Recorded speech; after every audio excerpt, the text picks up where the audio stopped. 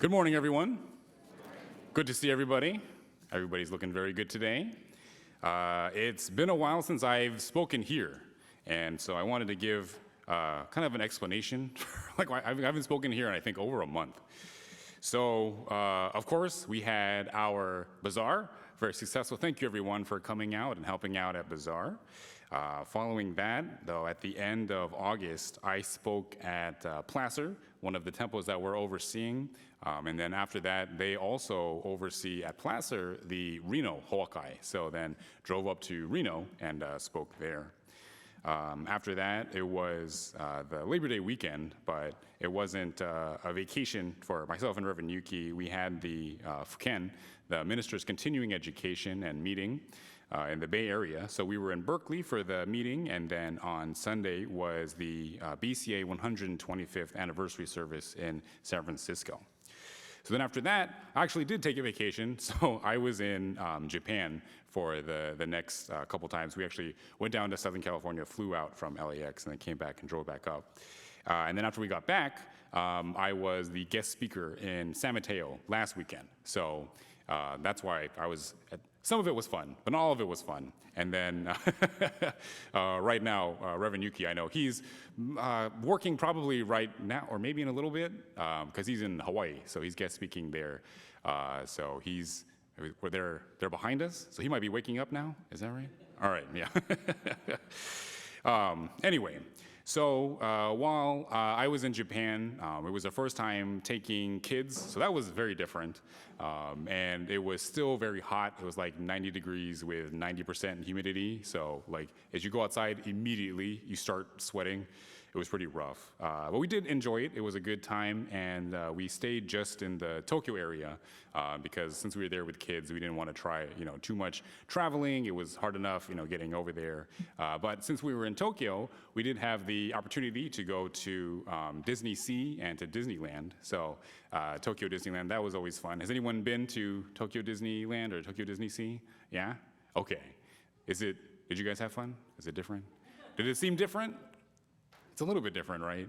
Yeah, so especially like Disney Sea, you see a lot less kids there. So there's a lot of like teenagers and adults, and they go there for fun. A lot of the rides too are kind of geared towards adults.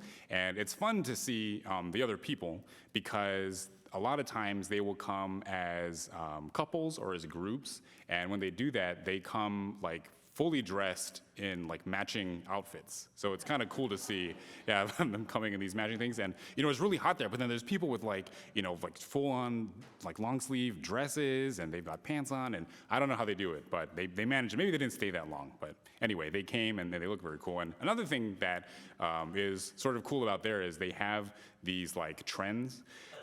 So I think in Disneyland here in California, people come from all over the world, and so a lot of different kinds of people. It's very diverse. In Japan, it's less so. There's still people from all over, but a lot of the people, especially people who have season passes, are from Japan. And so there's these trends that happen in Japan at the Disneyland resorts, and then you can kind of see it happening. So the last time we went, before COVID, it was like 2019, one of the trends was, the like headbands that people wear to keep the hair out of their face when they're doing their makeup, or like after they've got taken a shower and they're doing. So Disney made like a bunch of those, and they were themed. So they had like Dalmatian ones with like ears, or like the alien ones with the antennas, and that was like a thing. So you would see people just wearing those around the park. So that was kind of funny. I don't think I bought one for myself, and I should have, because now I have, more hair, and so it would be helpful. At the time, though, my hair was short, so it didn't matter. Anyway, so the trend that this time that we went were these sunglasses. So this one I did buy. It looks like this. So they're like Mickey Mouse sunglasses, and I thought they were really cool. They actually come in a lot of different like colors. So there's ones that are like the reflective, and then there's these ones. There's ones that had like the plastic rims. But anyway, so there was a bunch of people doing that, and so I wanted to try to look cool, so I got these glasses. But it kind of reminded me of an idiom within the English language of rose-colored glasses. So those were kind of like my Disney-colored glasses. So when I look through them, everybody looks like they're in a Disney movie. But the rose-colored glasses, as I always am, very interested in the etymology of words and of phrases. And so I was trying to figure out what the history was behind this idea of rose-colored glasses or rose-tinted glasses. And according to the internets, there was two explanations. So one of them was that it evolved from the term rosy. So like if you have, kind of like a rosy life or something, rosy outlook. And this is in the latter half of the 1700s, which, it has this sense of cheerfulness or optimism, which reflects this positive association attributed to like the flower of roses. But another one, which I thought was more fun, was that it was commonly used in the 19th century, the 1800s, when tinted glasses were first introduced as a fashion accessory. So I guess during this time, people began wearing lenses that were tinted pink or rose-colored, and it was supposed to have like a calming effect on the eyes, and it was worn by those suffering from eye strain or headaches. And over time, the term rose-colored glasses became synonymous with seeing things in a positive light. So that's kind of a more fun image in my head of just everyone wearing pink glasses because they're cool. It's kind of like, Disneyland. We all look cool together, right? All right.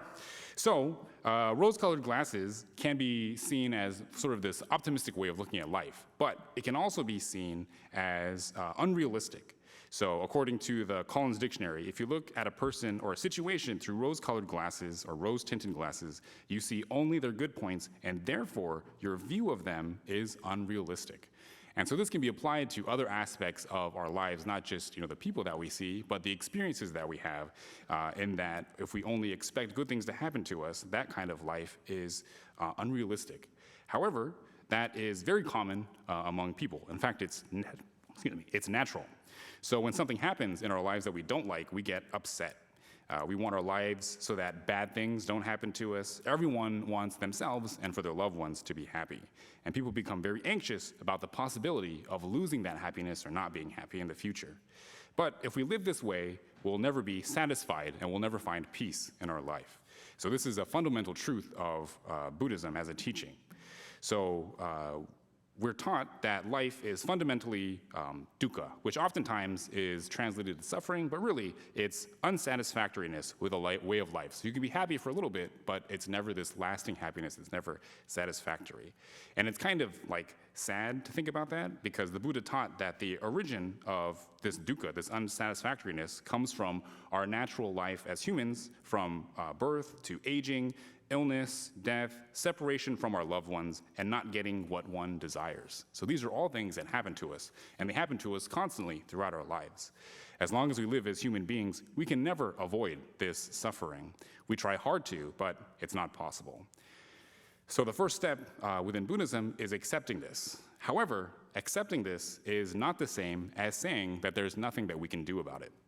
Rather, the Buddha's teaching is the path to transcending the inevitable human suffering, and it's already been opened to us. For us, this teaching is Jodo Shinshu. Jodo Shinshu is based on a way of life of living the Nembutsu. To put it another way, we are accepted by Amida Buddha in every way. So all of us, without discrimination, Amida accepts us. And within each individual, they accept every part of us. So Amida accepts me, the parts that I'm happy with and the parts that I'm not happy with. Through Amida's eyes, there is not one that's better than the other. It's all me, and it's all cherished by Amida Buddha. Thus, as we look at the events in our lives, we too should realize that they are both important parts of who we are. Amida teaches us that every unfortunate thing is a precious event. It has precious meaning. As we come across a life of old age, sickness, and death, those too have precious meaning, and it is also cherished by Amida. So if we look at the world with Buddha eyes, if we try to see it through the way Amida does, if we set aside our own selfishness, our greed, and our anger, if we understand that suffering happens to us inevitably and realize that instead of being something that should be abhorred and put away, it's something that we can learn from and we can cherish. Then we can live this life of satisfactoriness and of peace. If you could please join me in Gassho. The mind of great enlightenment is true and real Shinjin. True and real Shinjin is the aspiration for Buddhahood. The aspiration for Buddhahood is the aspiration to save all beings. The aspiration to save all beings is the mind that grasps sentient beings and brings them to the birth in the pure land of happiness. This mind is the mind of ultimate equality.